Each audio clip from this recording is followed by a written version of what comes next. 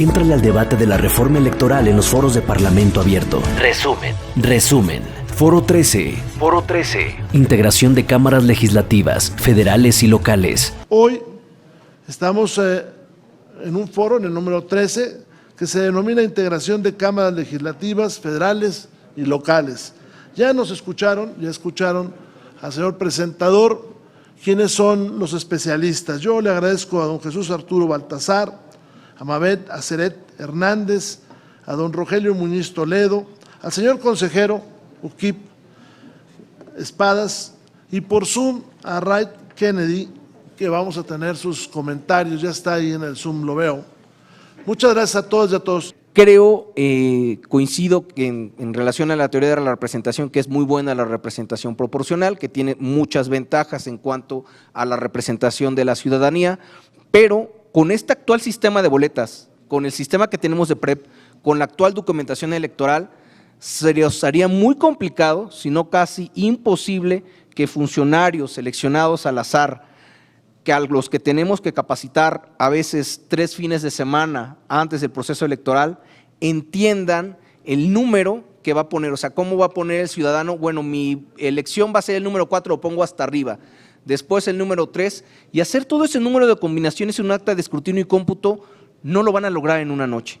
Realmente, si queremos, si se quiere transitar a una elección legislativa de representación proporcional pura, lo más factible tendría que ser una boleta electrónica. Una boleta electrónica en la cual el ciudadano pueda marcar, pues el primero de mi elección es este, el segundo es este, el tercero es este, y no haya funcionarios electorales me refiero a los ciudadanos insaculados para ser funcionarios de actualmente el INE, que tengan que interpretar cuál fue la voluntad del ciudadano. Imagínense el número de juicios que va a haber de los candidatos que digan, no, es que aquí no decía 1, decía 3 o decía 5. Realmente va a ser un conflicto postelectoral muy fuerte. Vale la pena mencionar que el estado de Veracruz fue de los primeros donde se aplicó precisamente el ajuste de género a través de la lista de representación proporcional para lograr tener congresos paritarios.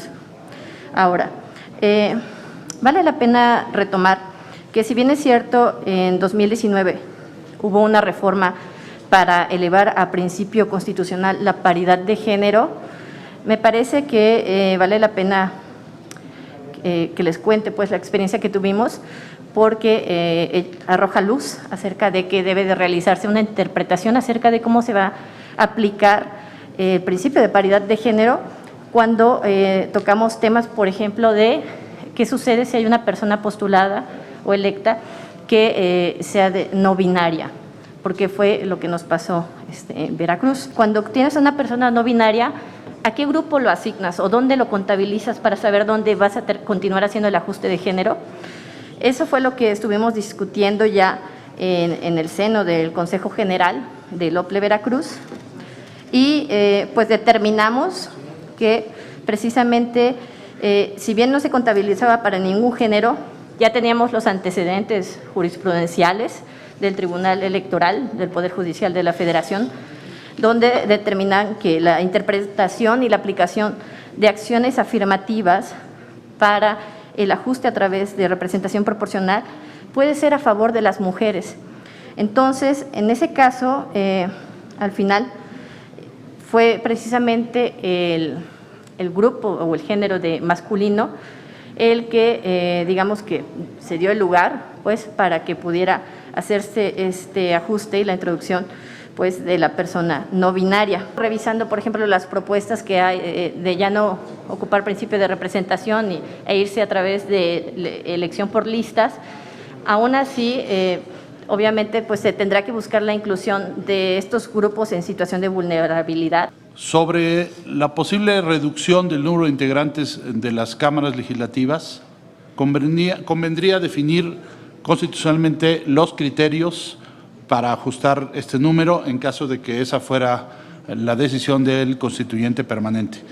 La definición del número de integrantes de los poderes legislativos guarda estrecha relación con el diseño del sistema electoral porque es uno de sus elementos esenciales.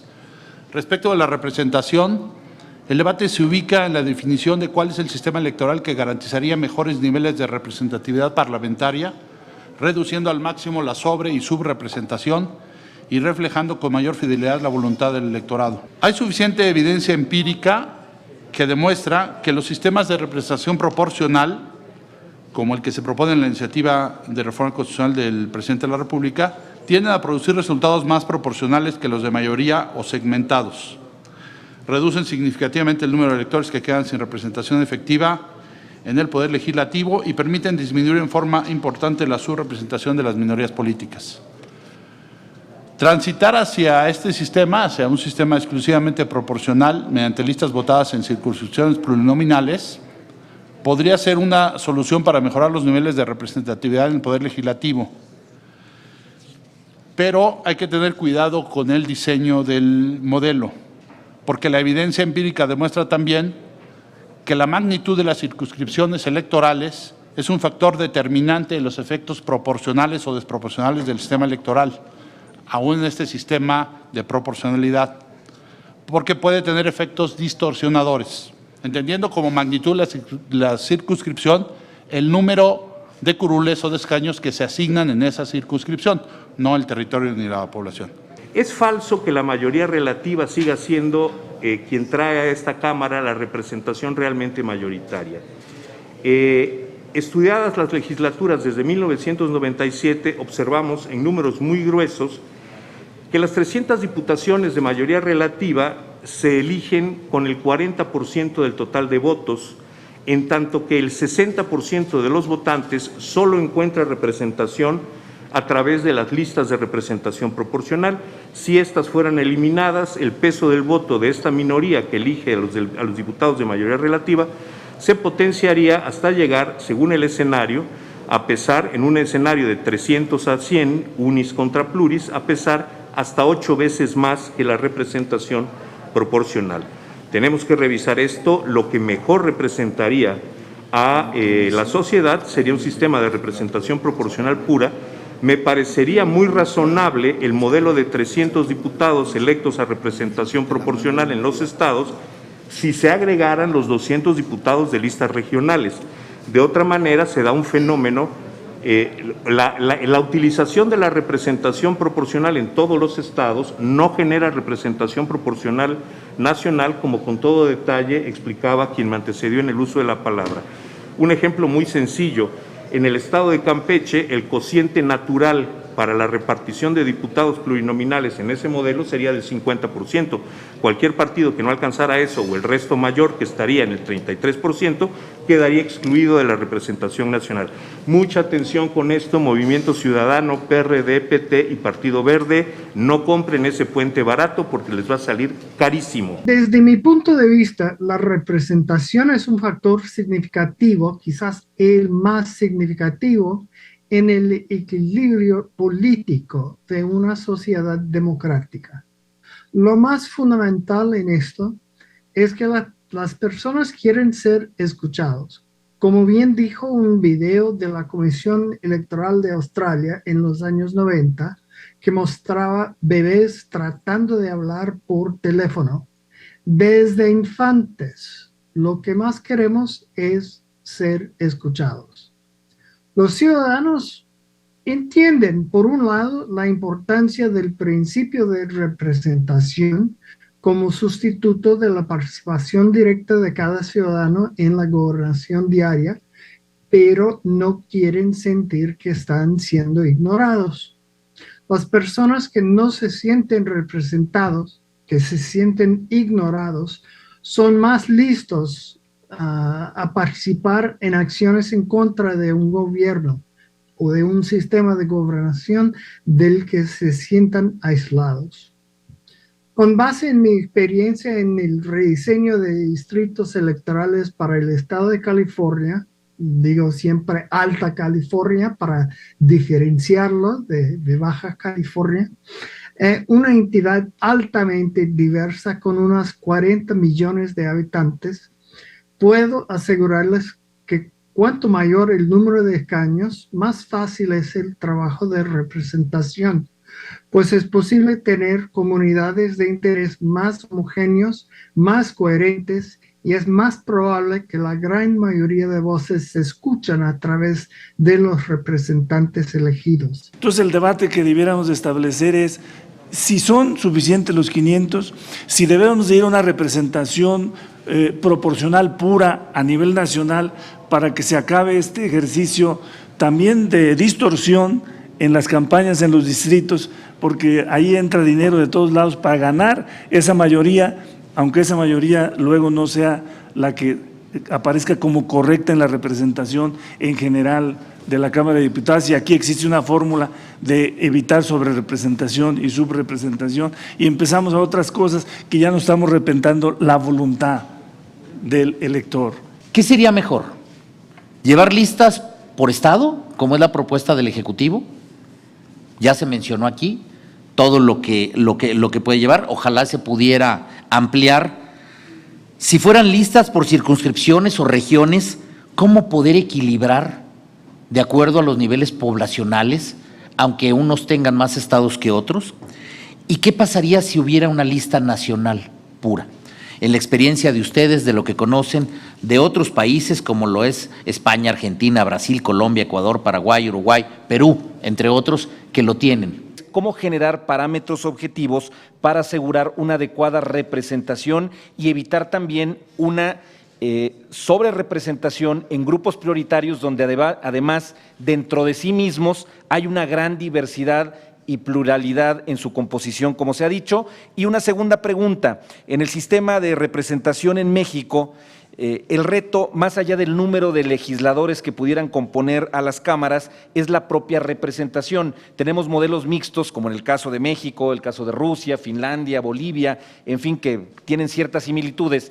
¿Cómo generar también un modelo de representación que evite la sobrerepresentación o la simulación desde la ley de la adecuada representación? Creo yo que bajo la lógica de la iniciativa del Ejecutivo de que todos los legisladores, todos los diputados se conviertan en representación proporcional, pero no representando distritos sino estados, pues no tendría sentido el tener dos cámaras, porque una representa, que es el Senado de la República, representa directamente a entidades federativas, a estados de la República, y la otra a distritos electorales. ¿Qué tan conveniente sería esto? Pues transitando hacia un sistema unicameral en nuestro país. Primera pregunta. La segunda, muy rápido.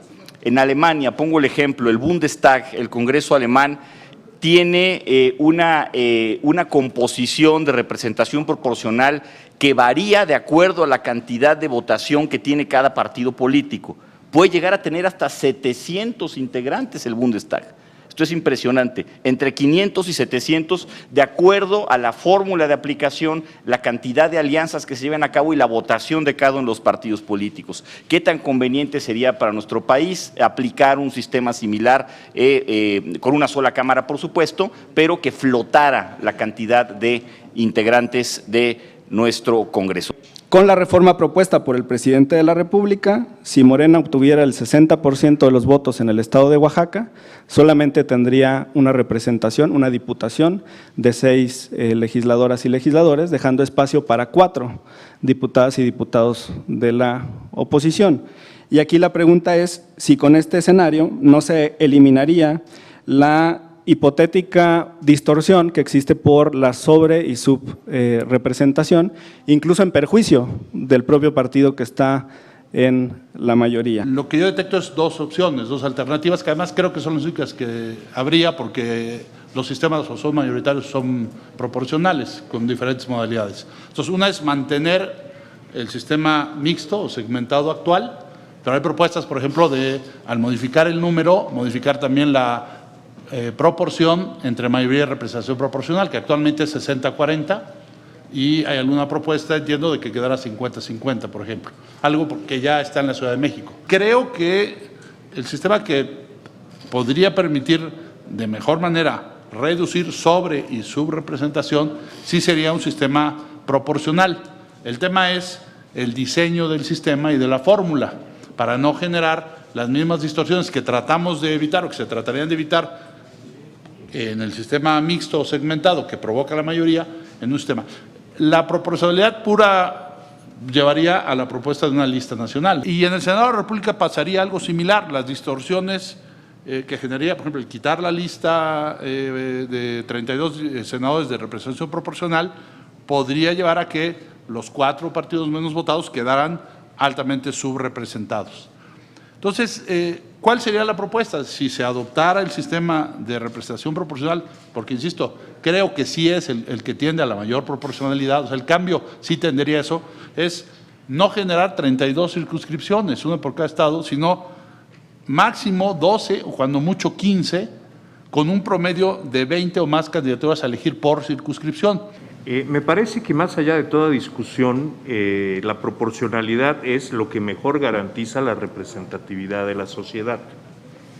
Dicho esto, hay que asumir que la democracia también es un límite. Tenemos que decidir, especialmente en el contexto actual, si seguimos creyendo que ocupar un cargo en la Cámara es una consecuencia de haber sido electo o si es un derecho de quien puede ocupar la Cámara que precede al derecho de quien elige representantes.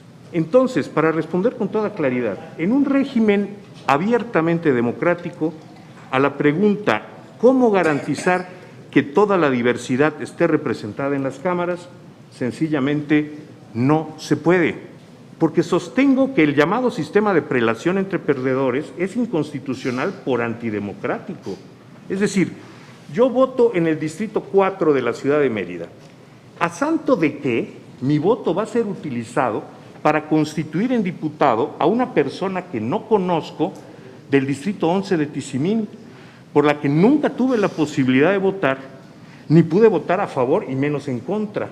Es decir, otra vez, antes que el derecho de los políticos a disputar, trasladando el conflicto partidista a la elección constitucional, quienes deben ocupar su derecho a ser diputado, porque tuvo más votos en su pequeño distrito y que por eso se le contabilicen todos los distritos de la gran circunscripción, es una contradicción directa entre los derechos de los representados y el derecho de quienes aspiran a representar, en este caso pasando por encima de la Constitución.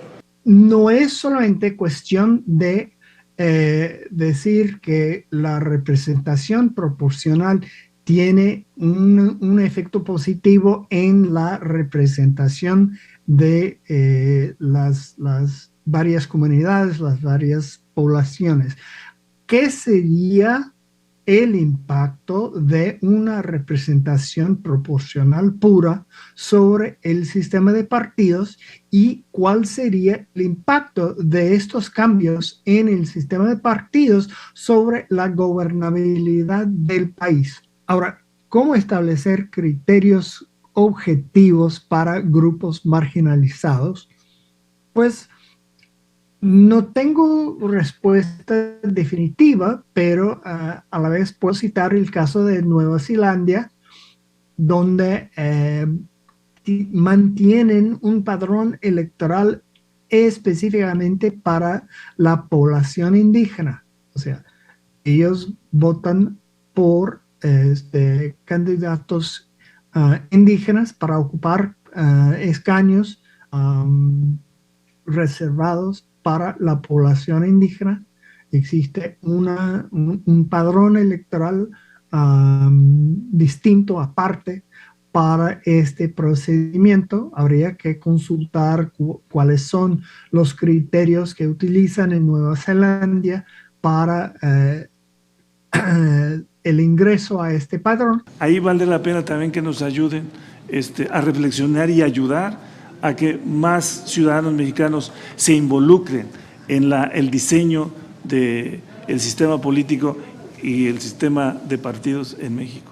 ¿Cómo podría realmente dejar de engañársele al pueblo? ¿Cuál es la agenda que realmente se lleva a cabo aquí, en la Cámara de los Diputados, en el Senado de la República? Las de los partidos.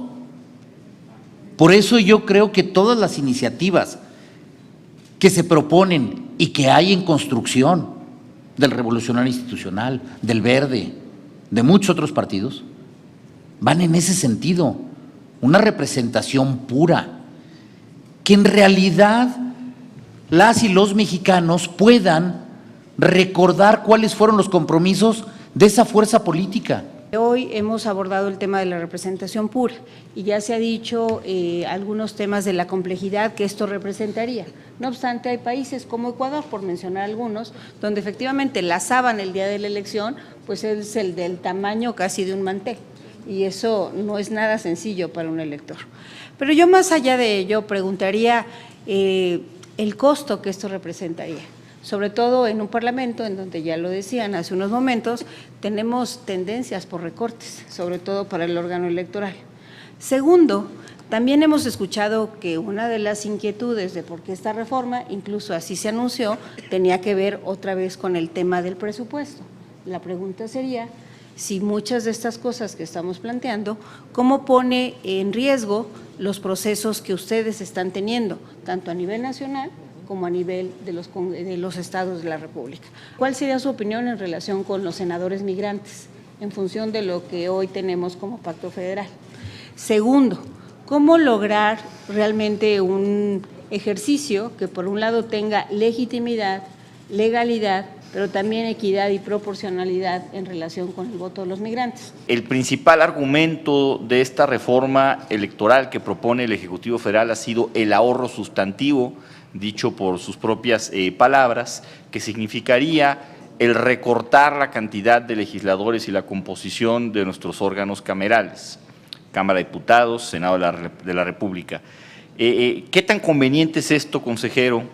¿Y qué tanto representa presupuestalmente algo que valga la pena como para justificar o sostener una propuesta de este tamaño? En la Ciudad de México hay un sistema no solamente mixto, sino que hay un sistema de primeras minorías o lista B, que yo creo que la lista B no tendrá que existir, tendrá que ser una sola lista de primeras minorías. ¿Qué tan conveniente es esto ya en términos de funcionalidad a nivel federal, aplicar esta misma propuesta? Se debería de discutir el tema del umbral del 3%, y hacia allá sería mi pregunta al al consejero, ya fuiste, al consejero Uquib Espadas, y también a Rogelio. Me gustaría preguntarles esto fundamentalmente, Rogelio, porque tú te metiste en el tema del detalle de cómo sería. Entonces, mi planteamiento es el 3%, ¿qué papel podría jugar ahí? El tema de las acciones afirmativas me parece que es un tema bastante debatible porque es difícil de implementar. Es decir, se puede pensar que tiene un objetivo loable, pero ya en los hechos es muy difícil de implementar porque los lugares de representación proporcional, que es como se suelen aplicar las acciones afirmativas ya a la hora de asignación, no van a alcanzar para todos los grupos vulnerables, como ya se mencionó anteriormente, debido a la heterogeneidad de la que constan. Creo que una elección de representación proporcional en su manera de representación proporcional pura tal vez bajaría los costos en cuanto a los niveles operativos que tiene el INE en los consejos distritales, a cada junta distrital, y a los niveles operativos que también los institutos electorales locales tienen que tener en cada uno de los distritos electorales de mayoría relativa en las entidades. Creo que hay que ser claros, hay que entrar a un diálogo para ver cómo debemos de ahorrar. El costo de los OPLES no está, el costo del financiamiento público no está en lo ordinario, está en lo extraordinario de un proceso electoral, en todo el ejército electoral que se tiene que mover, en la aplicación, por ejemplo, el PREP y el conteo rápido para los OPLES es muy caro. El PREP de Puebla costó 42 millones de pesos, es realmente caro y ofensivo, creo que para la sociedad, que en una elección intermedia en donde no está tan competida la situación y ni siquiera estamos eligiendo al titular al gobernador o gobernadora del estado, se tenga que derogar esto, pero estas no son decisiones de los institutos electorales locales. Yo creo que el bicameralismo es necesario para el federalismo. Si no hay dos cámaras, no hay federalismo, es un sistema central igual si no hay institutos electorales locales, igual si no hay una legislatura local, sería muy fácil decir que por ahorrar costos, pues todo se hiciera aquí en una sola Cámara, y una sola Cámara que fuera a la vez representación proporcional pura nacional. Sería muy simplista mantenerlo y mandarlo como algo en donde íbamos a ahorrar más dinero. En la reforma electoral todo es posible, todo es posible. Hay que imaginarlo, hay que determinar los objetivos, hay que conceptualizar las posibles maneras de llegar a estos objetivos y finalmente conceptualizar una solución. No es necesario adoptar soluciones genéricas. Para mí lo fascinante de la reforma electoral es la oportunidad para la creatividad. Creo que es muy importante la existencia de ambas cámaras, el papel revisor de cada una de ellas en el proceso legislativo, por ejemplo, creo que es fundamental, facultades específicas que tienen incluso cada una de ellas. Efectivamente, el que en el sistema, de mantenerse el sistema mixto, el que las listas de representación proporcional se conformaran con aquellos diputados que no habiendo ganado su distrito, o sea, de mayoría, obtuvieron la más alta votación y por lo tanto entran a la lista y eventualmente les correspondería ingresar al legislativo, es muy interesante. El primer efecto, que además ya se ha escrito mucho sobre eso, es traslada la decisión de quiénes van a entrar del partido a los ciudadanos. Este modelo que tiene la Ciudad de México a partir de la Constitución y hay en otras entidades federativas y que usted señala como una posibilidad y que además está en su iniciativa, en la iniciativa del Grupo Parlamentario del PAN, sería muy interesante. Un primer efecto es el trasladar la decisión del Partido de los Ciudadanos y un segundo efecto es que efectivamente todos esos votos que con el sistema mayoritario se pierden, en el sentido de que no queda esos electores y electoras no quedan representados porque los partidos que quedan en segundo, tercero, etcétera, lugares, al no entrar por mayoría y ya no tener representación, claro, se recuperan en la representación proporcional y aquí permitirían también que se recuperaran por este mecanismo de una manera, digamos, más directa. El umbral es la primera barrera legal para el acceso a la representación. Entonces, la dimensión del umbral, el tamaño del umbral, debe tener una relación muy clara con el sistema. Si tenemos, o sea, un umbral, finalmente la decisión de en qué punto se ubica el umbral, en algún momento fue 2, 2.5, 3, otros países lo tienen en 5, finalmente termina siendo una decisión política que se toma en los parlamentos, pero que debería tener una relación clara con el diseño de todo el sistema electoral. ¿Va a ser proporcional? ¿Qué tan proporcional va a ser en función de las circunscripciones?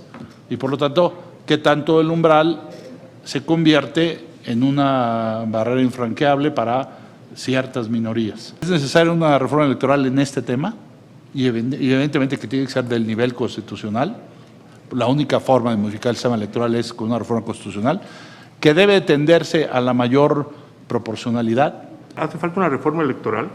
Yo digo sí, dentro de una mucho más amplia discusión de una reforma política, que por un lado, y acá no tengo más remedio que tomar color, por un lado no hay tiempo suficiente para discutir una gran reforma del Estado mexicano en su conjunto antes de la próxima elección, y en lo particular referido a la reforma electoral en lo concreto, desde la perspectiva en la que estoy hoy, que a veces me da terror, a mí me parecería, como ciudadano y como funcionario lo digo, muy arriesgado experimentar un nuevo aparato electoral recortado presupuestalmente de manera más que significativa en la próxima elección presidencial. En cuanto a los senadores migrantes, a ver, me parece que la relación de México con sus migrantes tiene que ser discutida y a veces con menos romanticismo de lo que se ha hecho. Una parte de esto viene, en mi observación personal, seguramente los estudiosos tendrán datos más amplios, cuando en el PRD confiábamos en que una base muy importante de mexicanos en los Estados Unidos votarían por nosotros.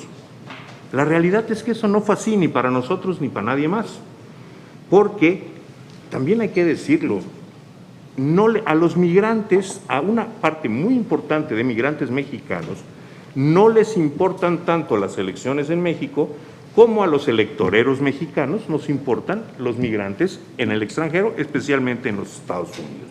Me parece que la representación indígena no puede concebirse como una cuota.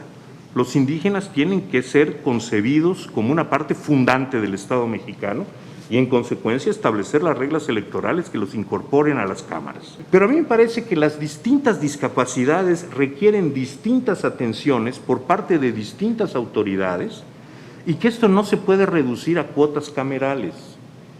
Entrevistados directamente, por ejemplo, personas con discapacidad de movilidad, me decían a mí que les daba exactamente igual tener un diputado con ceguera o un diputado con discapacidad intelectual, que los problemas que ellos enfrentan tienen fundamentalmente que ver con la administración pública y en última instancia con la administración municipal.